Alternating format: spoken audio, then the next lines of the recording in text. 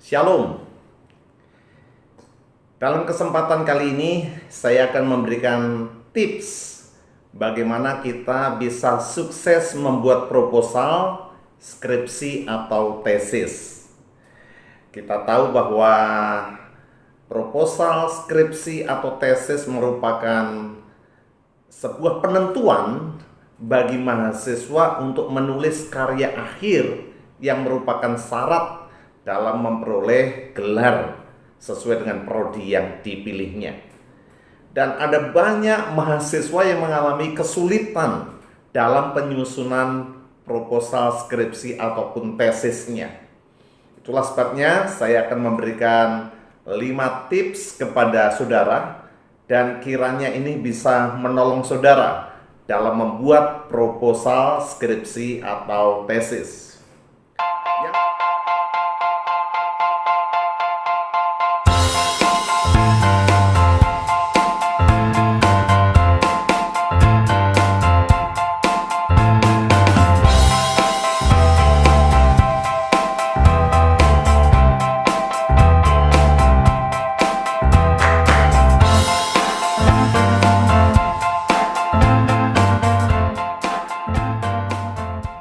Yang pertama, temukan masalah penelitian.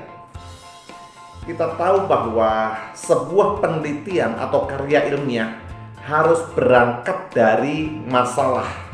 Tanpa masalah, maka tidak bisa disebut sebagai sebuah karya ilmiah, entah itu jurnal, entah itu skripsi, entah itu tesis. Harus ada masalah yang diangkat. Nah, itulah sebabnya skripsi atau tesis dibuat untuk memecahkan masalah itu. Jadi masalahnya harus ditemukan, masalah penelitian itu. Kita tahu bahwa ada banyak masalah di sekitar kita. Bahkan mungkin engkau pun hidupmu banyak masalah. Tetapi tidak semua masalah bisa diangkat sebagai masalah dalam karya tulis kita. Masalah yang diangkat haruslah masalah yang memenuhi bobot senilai tesis atau senilai skripsi. Jadi masalah yang cukup signifikan untuk diangkat sebagai karya tulis. Nah, masalah itu adalah sesuatu yang tidak berjalan sesuai dengan idealnya. Sesuatu yang menyimpang dari harapan. Contohnya, seharusnya orang Kristen itu penuh kasih, tetapi ditemukan ternyata ada sebuah gereja yang pecah gara-gara pertikaian, pertengkaran di antara jemaatnya. Nah, itu adalah sebuah masalah, perlu untuk dipecahkan, ya kan? Karena tidak berjalan ideal sesuai dengan seharusnya. Jadi temukan masalah yang signifikan, yang berbobot sesuai dengan karya tulis yang kita pilih, apakah skripsi atau tesis, ya. Kemudian yang kedua adalah gunakan bahasa Indonesia yang baik dan benar. Kita dari sejak SD, SMP, SMA kan sudah diajari tuh bagaimana membuat bahasa Indonesia yang baik dan benar, kalimat atau kata-kata yang tepat. Karena itu gunakan pola yang diajarkan oleh guru bahasa Indonesia kita dulu, yaitu SPOK, subjek, predikat, objek, dan keterangan. Ya, boleh dibalik keterangan mau di depan, tapi polanya seperti itu. Kalimat efektif. Nah, pikirkan bagaimana membuat kalimat-kalimat yang efektif sehingga proposal Anda itu bisa dimengerti oleh Dewan Dosen Penguji. Yang berikutnya berkaitan dengan bahasa ini adalah gunakan paragraf yang benar. Ingat, satu ide adalah satu paragraf, ya.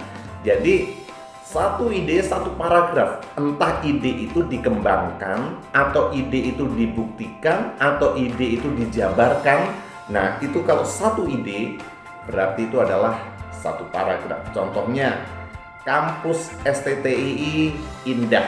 Ya, idenya seperti itu. Bisa dijelaskan bahwa perkantoran dan ruang kelasnya bersih dan tampak hijau dan asri dengan tumbuh-tumbuhan pohon-pohonan yang ada di sekitar kampus dan lain sebagainya. Jadi satu ide yang dikembangkan atau yang dibuktikan atau yang dijelaskan atau dipaparkan. Jadi gunakan bahasa Indonesia yang baik dan benar supaya mudah dimengerti oleh Dewan Penguji. Yang ketiga, gunakan format penulisan proposal skripsi atau tesis yang benar. Dalam bukunya Profesor Sugiono sudah memberikan contoh bagaimana menulis proposal skripsi atau tesis yang metodologinya adalah metode kualitatif. Di sana ada 5 garis besar. Yang pertama adalah pendahuluan. Nah, pendahuluan itu berisi yang pertama latar belakang masalah. Apa yang harus kita tulis di latar belakang masalah? Tulislah langsung di kalimat pertama masalah apa yang ingin saudara selesaikan. Jangan menulis banyak hal yang sebetulnya tidak ada kaitan. Saudara mau meyakinkan Dewan Penguji bahwa apa yang saudara tulis itu penting, masalah yang saudara angkat itu butuh dipecahkan, karena itu langsung tuliskan itu di bagian awal. Misalnya, proposal skripsi ini hendak membahas tentang pentingnya gereja rumah sebagai solusi ibadah di masa pandemi ini. Misalnya seperti itu. Jadi langsung saja sebutkan di bagian kalimat awal. Lalu kemudian uraikan masalah-masalah yang ada tadi dalam kalimat-kalimat yang ada di latar belakang masalah ini. Ya. Contohnya tadi, ya, gereja rumah sebagai solusi gereja di masa pandemi atau sebagai solusi ibadah orang Kristen di masa pandemi. Saudara boleh menuliskan dengan masalah yang bersifat umum dan global dulu, bahwa di masa pandemi ini banyak tempat-tempat ibadah yang tutup, ya, Ka'bah tutup, ya, Yerusalem tutup, Vatikan tutup, sehingga orang tidak bisa berziarah, dan semua tempat-tempat ibadah yang menyebabkan kerumunan tutup. Dan bahkan kemudian selanjutnya pemerintah menyarankan untuk semua beribadah di rumah masing-masing, ya kan begitu. Lalu dari hal-hal yang bersifat umum diarahkan kepada yang khusus, bahwa ada pergumulan, ada masalah ini, bahwa ada jemaat-jemaat yang beribadah di rumahnya itu tidak dengan sungguh-sungguh. Ada yang sambil nyuci, ada yang sambil setrika, ada yang sambil bersihkan rumah, dan ini adalah sebuah problem perlu dipecahkan, ya, dari masalah yang umum kemudian ke masalah yang khusus. Jadi uraikan masalah-masalah itu, dan jangan lupa sitasi jurnal-jurnal yang terbaru untuk mendukung masalah itu, untuk mendukung gagasan-gagasan saudara. Kutiplah dari jurnal atau dari buku-buku yang terbaru yang terkait dengan masalah yang saudara angkat. Nah, setelah latar belakang masalah, masuk kepada identifikasi masalah atau fokus penelitian. Sama saja, ya, identifikasi masalah atau fokus penelitian. Dari semua yang kita jabarkan di latar belakang masalah, apa saja sebetulnya masalah-masalah yang ada? Pertama, kedua, ketiga, keempat, kelima, keenam, ketujuh, mulai didaftarkan satu persatu. Nah, setelah itu masuk ke rumusan masalah. Nah, ini yang terpenting. Rumusan masalah berisi kalimat pernyataan atau kalimat pertanyaan. Tetapi kalimat-kalimat itu yang menuntun kepada penelitian dalam karya tulis itu. Sugiono mengusulkan kalimat pertanyaan, dan itu disebutkan sebagai kalimat penelitian, di mana kalimat pertanyaan itu akan dijawab dalam penelitian, dalam skripsi atau proposal saudara. Pilihlah tadi dari identifikasi masalah, buatlah 2, misalnya apakah yang menjadi halangan orang Kristen saat ini untuk melakukan ibadah di rumah? Nah, yang kedua, apakah dasar teologis dari ibadah rumah itu?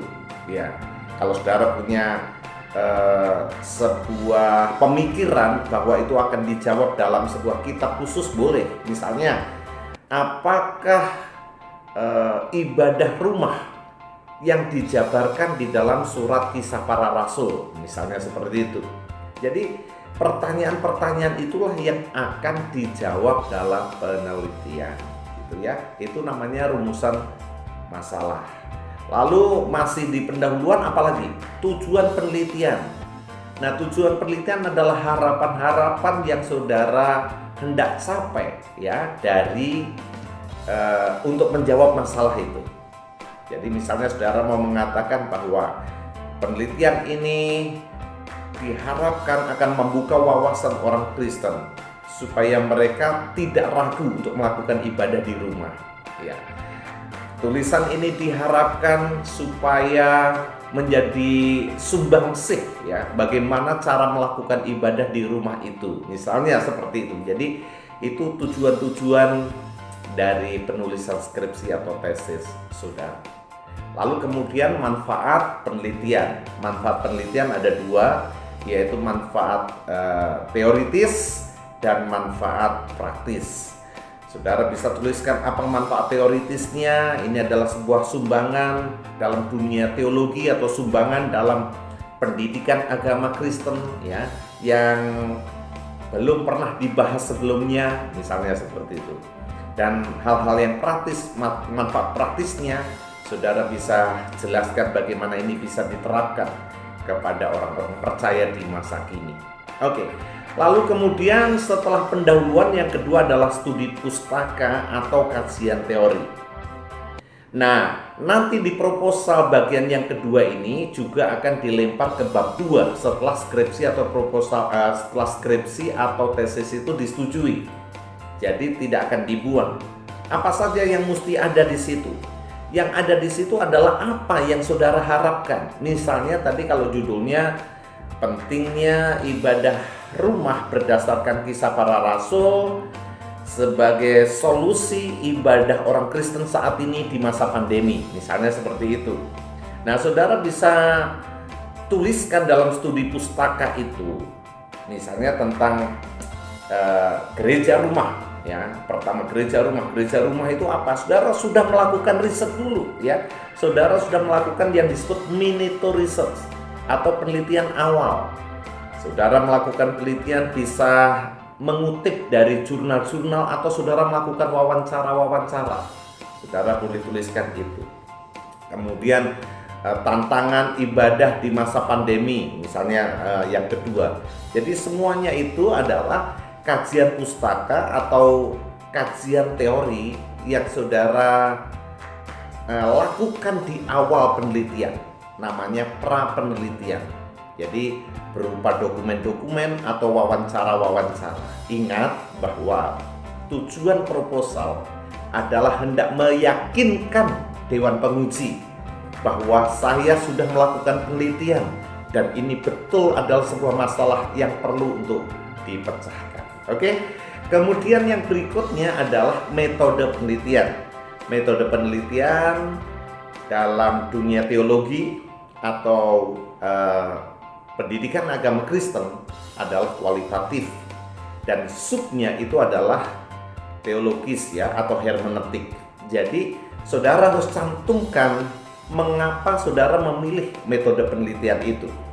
Lalu bagaimana caranya dalam memecahkan atau dalam menganalisis semua data-data yang dibutuhkan dalam penelitian itu. Ya, saudara harus tuliskan di situ. Kemudian yang D adalah jadwal penelitian. Saudara harus membuat rancangan penelitian. Ingat, kalau penelitian skripsi atau penelitian tesis itu hanya 9 bulan saja dari sejak saudara ujian proposal. Karena itu saudara harus membuat rancangan. Bulan pertama apa yang saudara lakukan, bulan kedua apa yang saudara lakukan, harus secara detail. Dan juga yang terakhir, sertakan biaya penelitiannya. Berapa ketika saudara melakukan penelitian awal, berapa ketika saudara melakukan wawancara, harus pergi ke satu tempat, butuh biaya berapa. Ya, saudara harus perinci biaya-biaya yang dibutuhkan. Mengapa ini penting? Ya, Sugiono mengatakan karena namanya juga sebuah proposal. Kalau saudara membuat proposal pembangunan gereja, kan juga perlu ada penjelasan tentang ARB-nya ya, rencana biayanya. Lalu juga ada rencana bagaimana pengerjaannya, waktu-waktu untuk menyelesaikan. Kan itu mesti ada. Jadi ini mau meyakinkan kepada Dewan Penguji, oh berarti mahasiswa ini sudah siap untuk melakukan penelitian. Oh, mahasiswa ini sudah siap untuk menulis skripsi atau tesis, ya. Karena begitu rapinya, sudah ada waktu-waktu yang diplot, sudah ada biaya-biaya yang dipertimbangkan, dan itu meyakinkan kepada Dewan Penguji untuk menyetujui proposal saudara. Oke. Nah, yang tips keempat adalah gunakan format Turabian 7. Format ini adalah format yang berlaku di STTI Bali. Jadi saudara coba cari ya Turabian 7 itu yang seperti apa. Tapi sebetulnya Turabian 7 itu sudah diajarkan oleh dosen IM3 saudara, ya, metode menulis makalah. Dan diktat yang digunakan oleh dosen saudara itu disadur dari format Turabian 7. Jadi pastikan bahwa tulisan saudara itu memenuhi standar Turabian 7. Ini penting, mengapa? Karena format itu penilaiannya sama dengan isi proposal saudara. Kalau proposal saudara bagusnya seperti apapun, tapi formatnya tidak sesuai dengan standar Turabian 7, akan ditolak ya. Nanti kalau saudara nulis skripsi atau tesis bagusnya seperti apapun tapi formatnya kacau, formatnya berantakan, tidak sesuai dengan Turabian 7, juga tidak akan lolos dalam ujian nanti. Jadi penting diperhatikan untuk format penulisannya. Dan yang kelima, tips kelima tentu saja adalah berdoa. Ya, mohon hikmat Tuhan, mohon pertolongan Tuhan supaya memberikan kepada saudara terobosan-terobosan, pemikiran-pemikiran yang cemerlang sehingga saudara dapat menulis proposal saudara. Selamat mengerjakan proposal, kiranya saudara sukses dan Tuhan Yesus memberkati. Amin.